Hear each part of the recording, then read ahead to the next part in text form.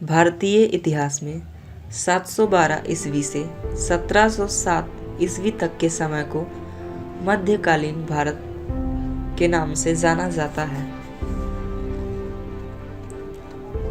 712 से 1707 ईस्वी तक के बीच हिंदुस्तान में मुस्लिमों का शासन हुआ करता था।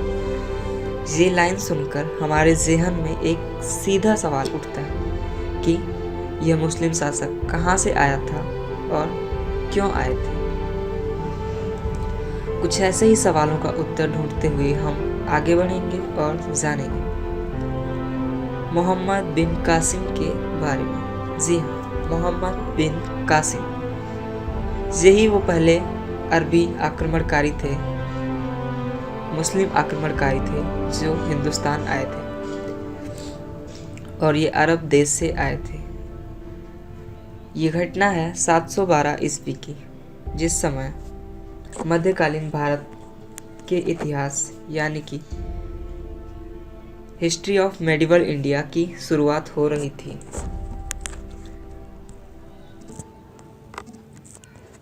यानी कि 712 ईस्वी में ही पहली बार भारत पर अरबों का आक्रमण हुआ था, या पहले मुसलमान शासक का आक्रमण भारत पे पहली बार 712 ईस्वी में हुआ था। यानी मोहम्मद बिन कासिम भारत में आने वाला पहला मुस्लिम आक्रमणकारी था। इसके साथ साथ मोहम्मद बिन कासिम अरब देश के शासक अल हज्जाज का सेना प्रमुख भी था। मोहम्मद बिन कासिम जब भारत में आया था तो उस समय बगदाद के जो खलीफा थे वो उमैया खलीफा थे। तो दोस्तों, आगे की घटना है 712 ईस्वी के बहुत ही ज़्यादा करीब की, जब भारत में हिंदू वंश के राजाओं का शासन हुआ करता था। ठीक उसी समय सिंध में राजा दाहिर का राज चलता था, जो कि हिंदुस्तान में उस समय आता था। यानी सिंध राज्य के राजा दाहिर हुआ करते थे और उस समय सिंध की राजधानी थी देवल, और देवल में एक बंदरगाह भी हुआ करता था जो कि व्यापारिक गतिविधियों के लिए प्रयोग होता था। मतलब कि उस समय सिंध में व्यापारिक बंदरगाह भी हुआ करता था। और उसी समय जो अरब देश की व्यापारिक पानी की जहाज़ें भी हुआ करती थीं, वो सिंध के उस बंदरगाह से होकर जाया करती थी।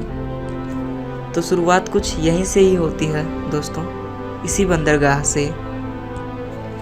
आगे होता कुछ यूँ है कि अरब देश के शासक अल हज्जाज का एक व्यापारिक जहाज सिंध से होकर गुजरता है, और ठीक उसी समय सिंध राज के राजा दाहिर उस जहाज़ पर आक्रमण करते हैं और उस जहाज़ को लूट लेते हैं। और इस बात का पता जब अरब के शासक अल हज्जाज को चलता है तो वो दाहिर को पैगाम भेजते हैं कि वो उनके जहाज़ लूटने की भरपाई करें। और जब राजा दाहिर अल हज्जाज के इस पैगाम को सुनकर भरपाई करने से मना कर देते हैं, तो अल हज्जाज राजा दाहिर पर आक्रमण करने के लिए अपने सेना प्रमुख और अपने दामाद मोहम्मद बिन कासिम को भारत यानी कि हिंदुस्तान भेजते हैं। और इस प्रकार शुरुआत होती है मोहम्मद बिन कासिम के भारत आने की।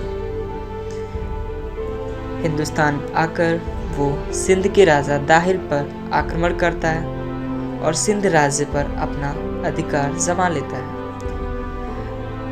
राजा दाहिर के पास दो बेटियां थीं जिनका नाम था सूर्य देवी और निर्मला देवी। सूर्य देवी और निर्मला देवी को भी मोहम्मद बिन कासिम अगवा करके अरब में अपने सम्राट अल हज्जाज के बेटों के लिए भेज देता है। उसके बाद सिंध पर अधिकार करने के लिए मोहम्मद बिन कासिम ने वहाँ की जनता के लिए 2 फरमान जारी किए। उसमें से पहला फरमान था कि सबको इस्लाम धर्म को कबूल करना था, और दूसरा फरमान था कि जो लोग इस्लाम धर्म को कबूल नहीं कर रहे हैं उनको जजिया देना पड़ेगा। दोस्तों, जजिया एक प्रकार का कर था जिसको मोहम्मद बिन कासिम ने पहली बार हिंदुस्तान में लगाया था। यह कर गैर मुसलमान लोगों को देना पड़ता था जिनको इस्लामिक धर्म पसंद नहीं था या जो इस्लामिक धर्म के अनुयायी नहीं बनना चाहते थे।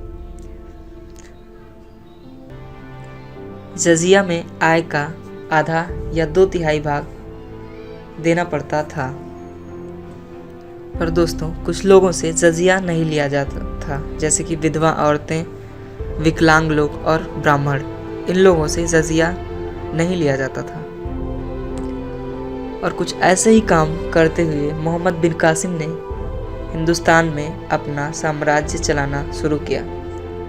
आगे चलकर मोहम्मद बिन कासिम ने सोने के सिक्कों की शुरुआत की, जिसे दिरहाम के सिक्के भी कहा गया। आपको पता होगा, दिरहाम संयुक्त राज्य अमीरात की मुद्रा है। हिंदुस्तान में आने पर उसने यानी कि मोहम्मद बिन कासिम ने ऐसे ही ढेर सारे काम किए थे, जैसे कि उसने अरबी घोड़ों को हिंदुस्तान मंगवाया था, और फिर सिंध राज्य में मोहम्मद बिन कासिम ने खजूर की खेती करवाई। जी हाँ दोस्तों, हिंदुस्तान में पहली बार खजूर की खेती सिंध राज्य में करवाई गई थी, जिसको करवाया था मोहम्मद बिन कासिम ने। उसके बाद ऊँट पालन की भी शुरुआत करी गई। इससे पहले हिंदुस्तान में ऊँट पालतू जानवर नहीं हुआ करते थे। अगर बात करें अरब के लोगों की, तो अरब के लोगों ने ही विश्व में सबसे पहले एटलस यानी कि मानचित्रावली बनाई थी, और अरबी लोग ही भारत में आकर मानसून नामक शब्द को परिचित करवाया, जिसका अर्थ होता है वर्षा। तो ये सारे वो कार्य हैं जो मोहम्मद बिन कासिम से संबंधित हैं। अगर कुछ और कामों की बात करें तो उन्होंने दो भारतीय किताबों को, जिनका नाम है चरक संहिता, जिसके लेखक चरक हैं, और दूसरी किताब है पंचतंत्र, जिनके लेखक हैं विष्णु शर्मा।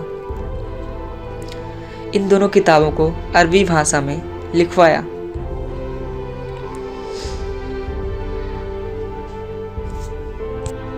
मोहम्मद बिन कासिम 2 साल तक यानी कि 712 ईस्वी से 714 ईस्वी तक सिंध में रहा, यानी कि राज्य कर रहा था। ठीक उसी समय दाहिर की जो दोनों बेटियां थीं, सूर्य देवी और निर्मला देवी, वो जब अल हज्जाज के पास पहुंचती हैं तो वो अल हज्जाज से बोलती हैं, उसको भड़काती हैं कि मोहम्मद बिन कासिम ने उनको भेजा तो है, पर उनकी आबरू पहले ही लूट चुका है। इस बात को सुनकर अल हज्जाज गुस्से में आकर मोहम्मद बिन कासिम को वापस अरब बुला लेता है, और मोहम्मद बिन कासिम जब अरब पहुंचता है तो अल हज्जाज मोहम्मद बिन कासिम को यानी कि अपने दामाद को मृत्यु दंड दे देता है, और इस तरह से भारत पर आक्रमण करने वाले पहले मुसलमान का अंत हो जाता है।